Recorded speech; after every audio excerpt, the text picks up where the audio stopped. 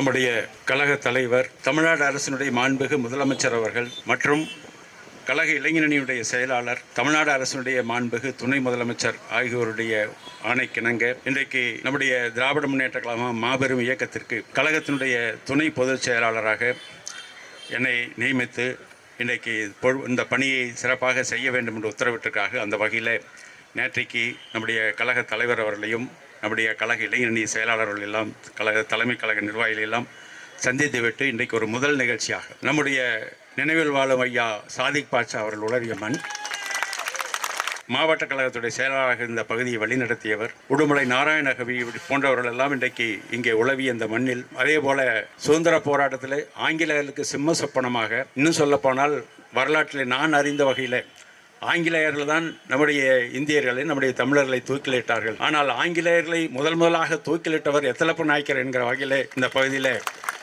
இந்த மண்ணை பாதுகாத்த திரு எத்தலப்ப நாயக்கர் அவரெல்லாம் உளவிய இந்த மண்ணில் இன்றைக்கு முதல் நிகழ்ச்சியாக, இன்றைக்கு இன்னும் சொல்லப்போனால் பேரறிஞர் அண்ணா அவர்களும் முத்தமிழர் ஐயா கலைஞர் அவர்களும் அடிக்கடி உடுமலைப்பேட்டை பகுதி என்று சொன்னால் விரும்பி வந்து போகக்கூடிய ஒரு பகுதியாக இருக்கும் மண்ணிலே உங்களை முதல்ல சந்திப்பில் நான் மகிழ்ச்சி அடைகிறேன். இன்னும் சொல்லப்போனால் என்ன பேசுவது என்று தெரியாமல் திகைத்து போய் நிற்கிறேன் என்று சொல்லலாம்.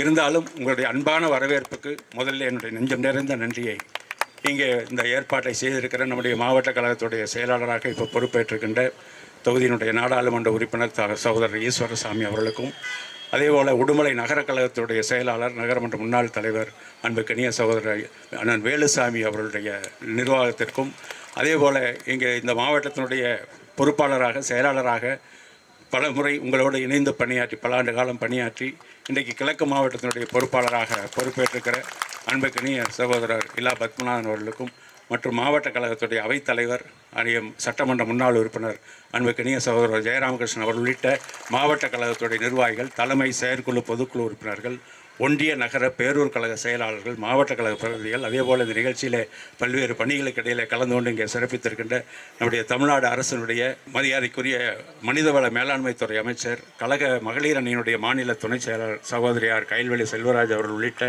உள்ளாட்சி அமைப்பின் இந்நாள் முன்னாள் மக்கள் பிரதிநிதிகள், அதேபோல் மாவட்ட கழக பிரதிநிதிகள், கிளைக்கழகத்துடைய செயலாளர்கள், சார்பு அணியினுடைய இந்நாள் முன்னாள் நிர்வாகிகள், உள்ளாட்சி அமைப்பின் மக்கள் பிரதிநிதிகள், அதேபோல் இங்கே வருகின்றிருக்கின்ற அன்புக்கனிய தலைவர் கலைஞர்கள், அன்புக்குரிய உடன்பிறப்புகள் அத்தனை பேருக்கும், பத்திரிகை மற்றும் தொலைக்காட்சி ஊடகங்களை சார்ந்த நண்பர்களுக்கும் என்னுடைய நெஞ்சம் நிறைந்த வணக்கத்தை இந்த நேரத்தில் தெரிவித்துக் கொள்கிறேன். நன்றியும் தெரிவித்துக் கொள்கிறேன். இன்னும் அடிக்கடி நாம் சந்திக்க போகிறோம். ஏதோ இதோடு அல்ல, இந்த உறவை என்றைக்கும் நம்ம பிரிக்க முடியாது.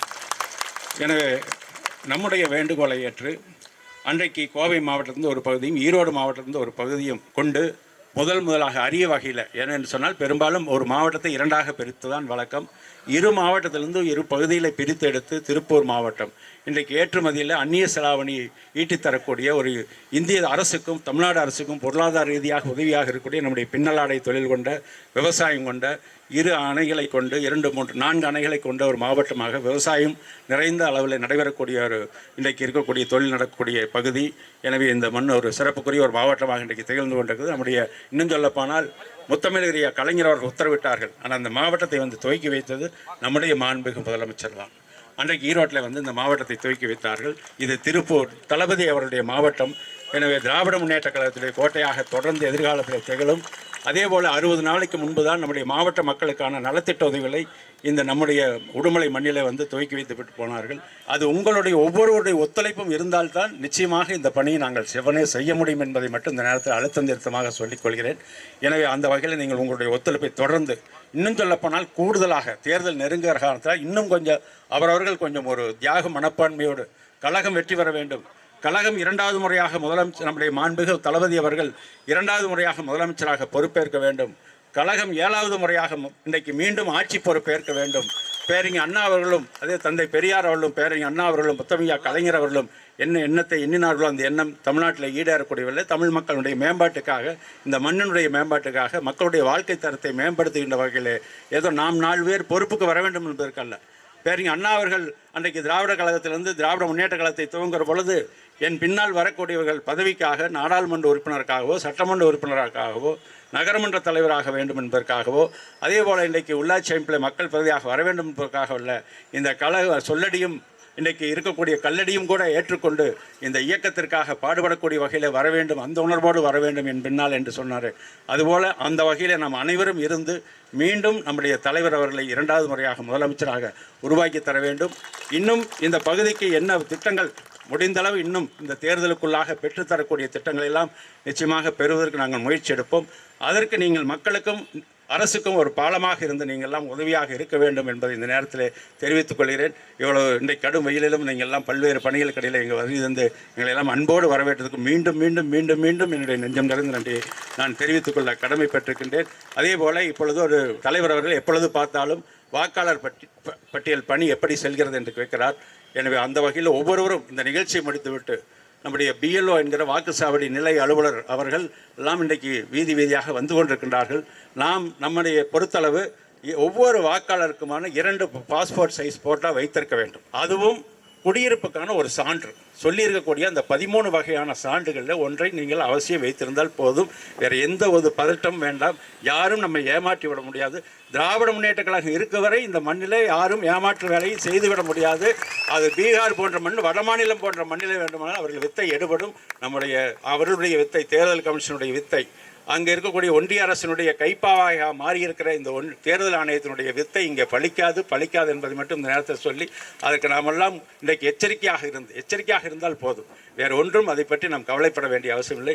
எனவே தலைவர் ஒவ்வொரு முறையும் ஒவ்வொருத்தரையும் கேட்பதெல்லாம் இந்த பணியை பொறுத்து தான் கேட்டுக்கொண்டிருக்கின்றார்கள்.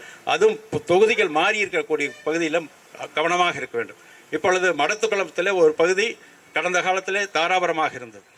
அதேபோல் உடுமலைப்பேட்டை பகுதி குடிமங்கலம் எல்லாம் தாராபுரம் தொகுதியில் சேர்க்கப்பட்டிருந்தது. இப்படி மாறி இருக்கக்கூடிய அந்த தொகுதியினுடைய வாக்காளர் பட்டியலைத்தான் அங்கே பழைய 2002ஆம் ஆண்டுக்கான வாக்காளர் பட்டியலை பரிசோதித்திருக்கிறார்கள். எனவே அந்த வகையில் அந்த பகுதியில் கூடுதல் எச்சரிக்கையாக இருக்க வேண்டும் என்பதை மட்டும் இந்த நேரத்தில் சொல்லி தொடர்ந்து வரக்கூடிய தேர்தல் விரைவாக வர இருக்கிறது. எனவே இன்றிலிருந்து இந்த நிகழ்ச்சியை முடித்துவிட்டு அடுத்த நிமிடத்திலிருந்து அந்த பணியை நீங்கள் துவக்க வேண்டும்.